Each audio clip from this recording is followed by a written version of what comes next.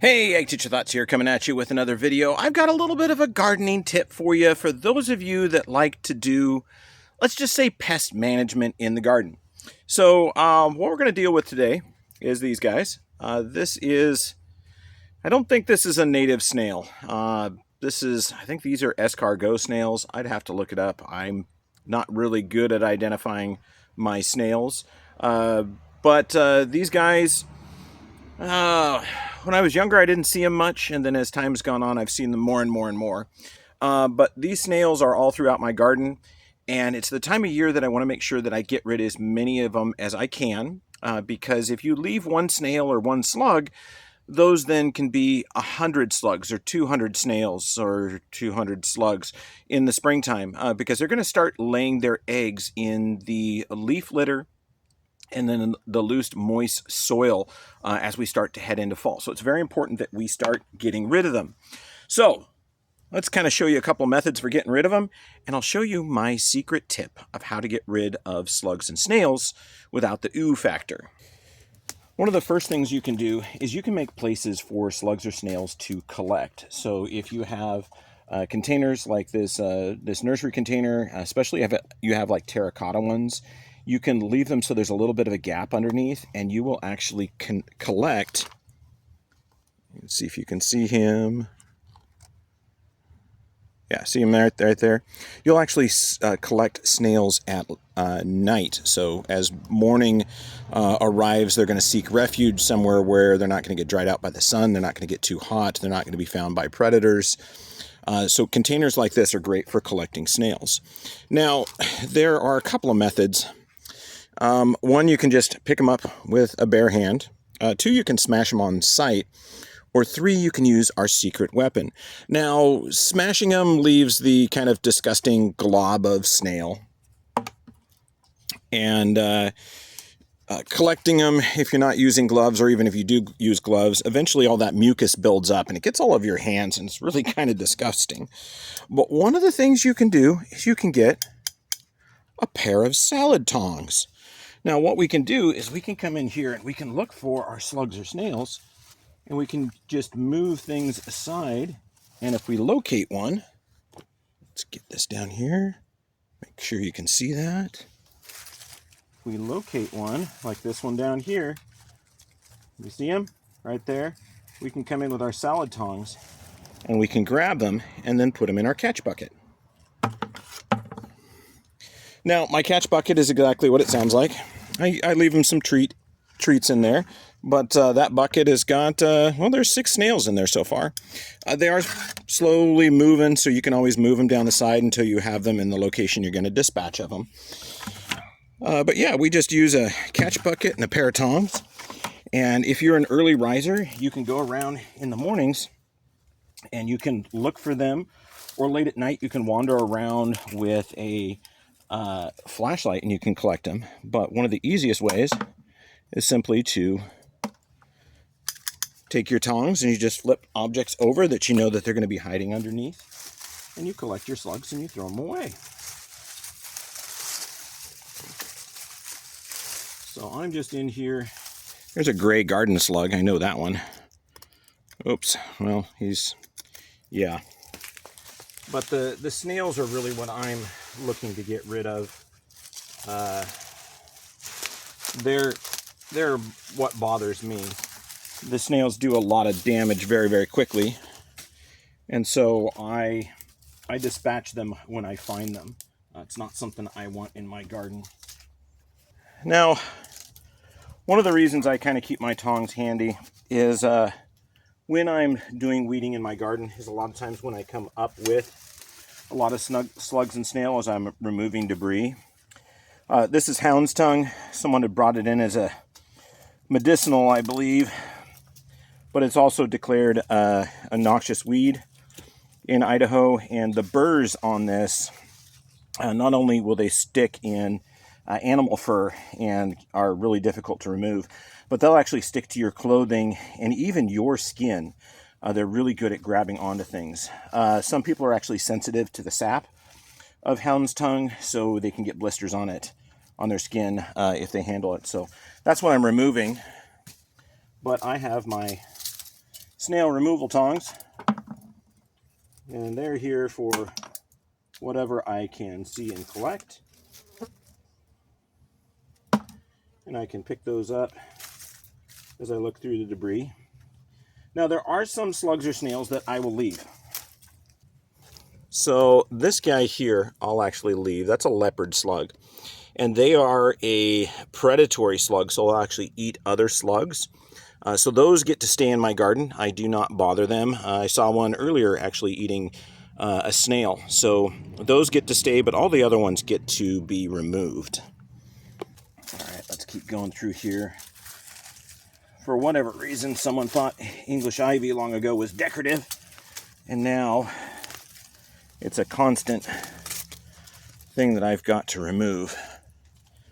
But I am just going through and getting rid of all of my invasive things today.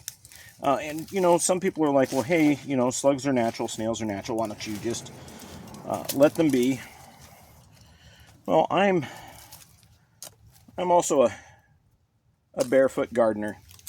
So having stepped on slugs a lot in my childhood and even in my adulthood, it's not enjoyable. It's uncomfortable.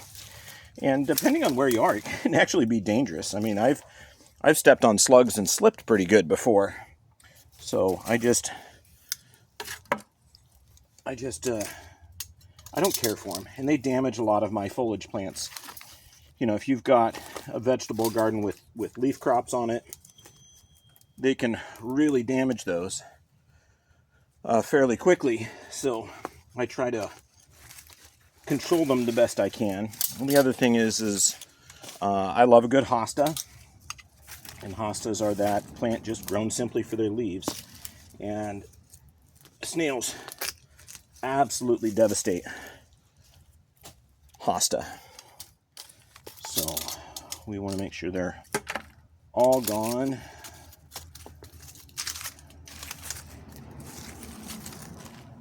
Rope, not a snake. Actually, I think that was a dead bungee cord. There's another leopard slug.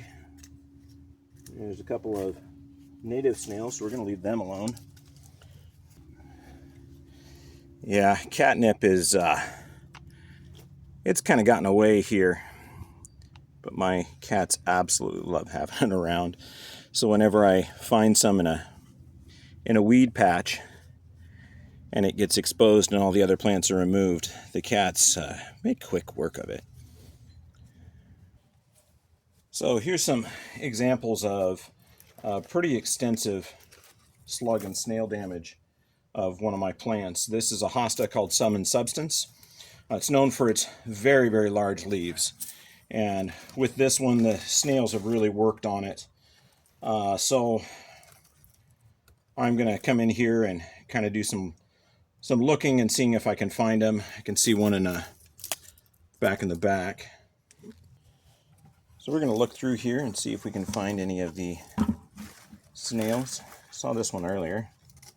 Just a juvenile, but we'll collect them anyway.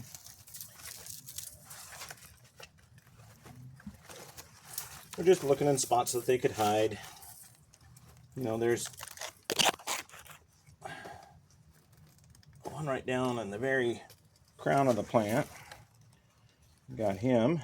But they'll hide in here, and we just want to remove them because they'll do a lot of damage very, very quickly. I haven't had a chance to do this for a little while, which is why I've got extensive slug and snail damage.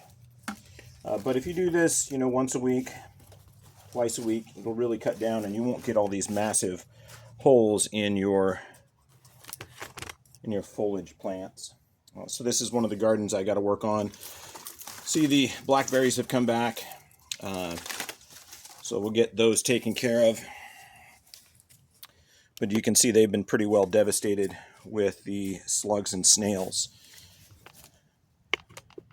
Yeah, they can come in here and just absolutely skeletonize a hosta leaf in just a matter of days. If you get enough of them, they could do it overnight. So, yeah, this is one of the gardens I've kind of forgotten. So I got to get back in here and do a little bit more work. And then as I do that work, I'll have my tongs with me looking for those snails and slugs, because I know they'll be in here somewhere. And they're pretty devastating. Let's see if we can find any more. This is an amaryllis that I tucked in to try to get it used to the sunlight, and you can see that they've just gone through and absolutely destroyed that. So let's look in the bottom. Any place that's shielded? No, there's just some native snails. Can't believe they did all that work. Yeah, my goal today is to get this flower bed all cleared up. But yeah, native snails I'm going to leave. The non-native invasives I'm going to get rid of.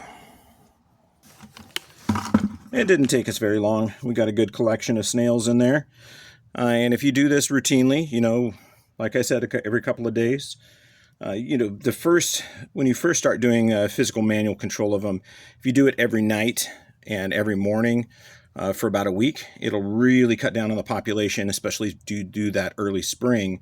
Then your slug and snail population should be low for most of the summer. Likewise, if you are really good at slug and snail patrols in the fall for a few weeks, especially when the rains start and the soil gets moistened and the weather is starting to cool off, that's what's going to trigger them to lay a lot of their eggs. And if you can get them before they lay those eggs, you're going to cut down a lot of your slugs and snails in the spring. But anyway, get yourself a 5-gallon bucket. Get yourself a pair of salad tongs. I know they carry this kind at the dollar store. It's really super handy. It just kind of hangs over the edge of the bucket. You can reach in here and you can grab your slugs and snails. And you don't have to worry about getting your hands all slimy. Then when you're done, dispose of them in your chosen method. One of the things I learned when I first moved here, I had to be kind of careful how I disposed of the slugs and snails. And yeah, it was an interesting experience. So when we first moved here, no one had gone through the gardens and done any pest management. This flower bed here, pretty much all the plants in it, I planted. You know, I planted those when I moved in. There wasn't anything but junipers in here and a half-dead sword fern, which is since all the way dead. But the first summer, it was like midsummer, and I was out doing snail and slug patrol, and at that time I was just using a pair of gloves, and I was finding the slugs and snails, and I was tossing them out into the middle of the yard, just in one spot where I know I could go back and take care of them later, because, you know, they're slugs and snails. They don't move super fast. And I'm working away, and I've been working, 15 minutes or so, and probably had found 30 snails. And as I'm working there, I start to hear this crunch, crunch, crunch, crunch, crunch noise. Crunch, crunch, crunch, crunch, crunch. Crunch, crunch, crunch, crunch, crunch. And I turn around, and there was an animal eating the snails. And I was quite surprised. I had not expected to run into that particular animal in the middle of daylight, so like 2 o'clock in the afternoon, in the middle of my yard. He was little, he was black, and he had white stripes. I had a skunk, a baby skunk that had come out of the flower bed I'd been working in. I never saw him until he got in the middle of the yard and started eating, and he was just going to town on all those snails that I had tossed out there. Was just absolutely munching away. Of course, having dealt with skunks much of my young life on our family farm, I do not like to get sprayed by skunks. I don't care for it. Most people don't, so of course I jumped up with a start and ran to the back porch. Kind of the other reason is, growing up on a farm, I was conditioned that if you find animals like skunks out and present at the wrong time of day, so like middle of the day, they're generally like evening, early morning, nighttime, never generally in the middle of the day in populated areas. So of course my first thought was rabies. So I ran to the house, shut the back door, sat there behind the sliding door and watched that little skunk finish off a pile of snails.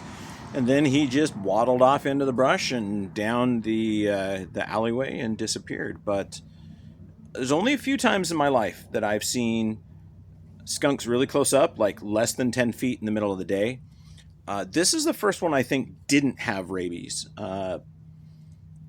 There's a couple of times growing up, I remember, yeah, I think it was once I was working, digging a fish pond, and I looked up and there was a skunk about 10 feet from me. He was drooling. It was like 4 o'clock in the afternoon in the middle of summer. Should not have been out. Definitely one that was struggling with rabies. We made sure we dispatched and buried him real deep. But yeah, sometimes you just don't want certain wildlife out in the middle of the day. And so, yeah, now I'm kind of careful where I dispose of my slugs and snails. So, anyway, I hope you learned something. I hope you enjoyed. I hope you subscribe to our channel and continue to enjoy fun, entertaining, and educational content. Ag Teacher Thoughts out.